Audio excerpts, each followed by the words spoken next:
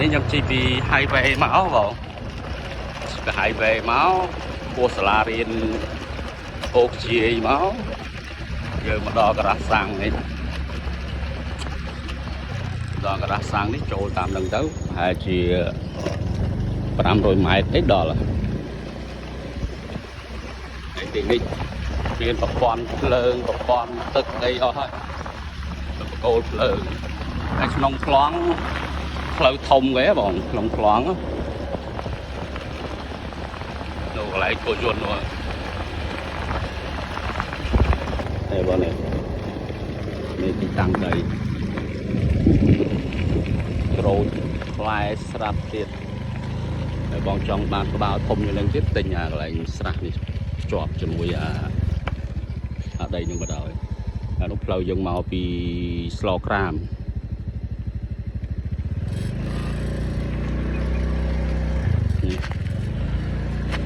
ទីតាំងល្អមកបង